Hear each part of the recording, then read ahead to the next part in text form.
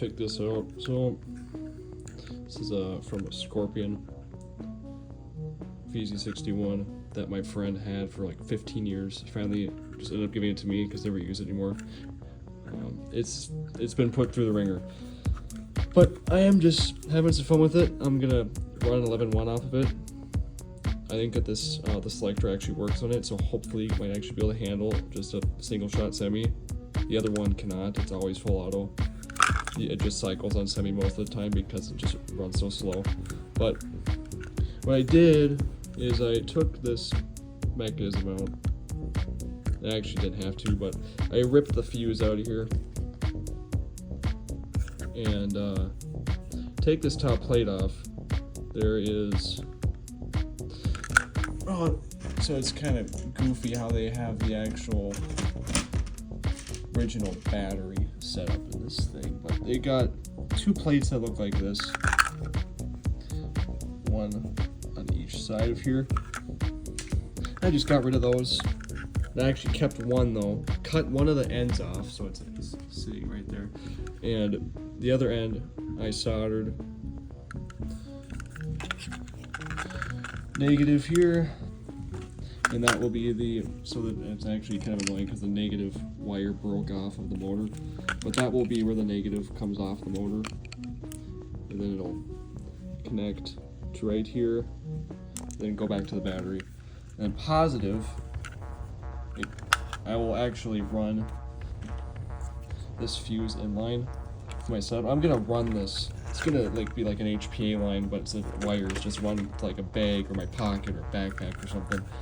And the battery will be in there. And somewhere in this harness, I'll have this in line from the battery. Then it'll be this, and then positive going all the way up into here. And it actually comes up the side here to this. And this is one end of the trigger contacts. And they're right down there. And the trolley is right down there as well. You have to pull this mechanism out to get to the trolley. But it doesn't really matter, because then the other end goes from here and it does it crosses over to these, and that is what the positive on the motor will plug into. So I'll come back once I have it set up. Well, here it is. Honestly, kind of an overkill on the length of this harness. That's okay though. There's the fuse wired into there. I actually have a third part Scorpion, so I took this good stock from it because the old one was broken off. Put it on there.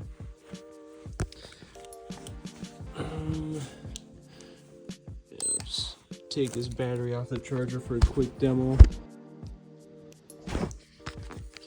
Same one that it's just kind of like the, almost like just the throwaway battery, just like use it on these kind of things. I was shooting outside. Honestly, it was kind of hard to get it to feed. The old hop-up rubber was very old and brittle, and it was stuck in the stuck in a very aggressive position.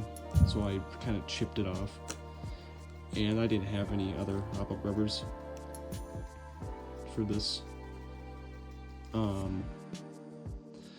For this style, it was kind of a weird style, so I just took a random one I had in the box and made it work. I had to cut it to the right size and then put it on there. I'm not sure. I don't think that was why it was feeding wrong. I had to try a couple different mags, and I ended up using the drum mag for these guns, and I had to kind of hold it in place in there. I don't know if it's just the mag can't do it. Maybe it's because the gearbox is cycling fast, at least for this kind of setup.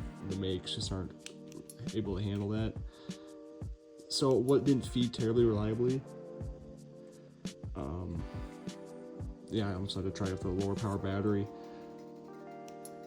and it does not like full auto very much. After a couple tries with full auto, there was some smoke coming from the motor area, so I really hope I didn't kill this motor just now, but it will do okay on semi, so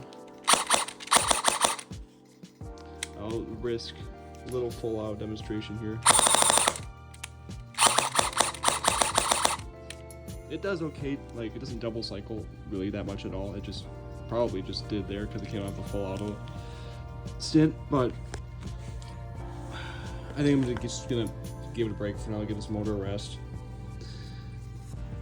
And honestly, might not even be running this too much with an 11.1. Unless I'm just fully staying on semi. Maybe I can trust it more then. I just really don't want to fry this motor because it seems like they're kind of hard to come by. This AAPs aren't a very used setup.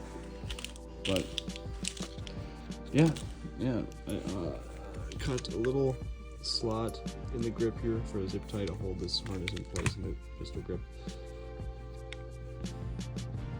But it's cool that it works. So there, yeah, that's it. Well, couldn't help myself, and I had to give this thing a test with this much lower power 8.4 NiMH battery, and it was pretty much the same. It seemed like it fed slightly better, but it would only feed if I would hold this magazine up into there. So I don't know if it's just that the let's see if we can focus in there. The latch or whatever locks this mag in place, it could be so worn out because this gun is probably legitimately like 15 years old. It's been used a lot throughout its life, so it could just be that worn out. Or these mags that are for a much newer JG, maybe the tolerances have changed over time, so they just don't fit. Maybe these are slightly smaller, just the dimensions. It is what it is. I'm just happy to be able to get it running again because when I got it from my friend, it was in pretty bad shape and he didn't have a battery for it or anything like that. So it's usable and it's just something that I want to try. It probably won't even get used that much, but it is what it is.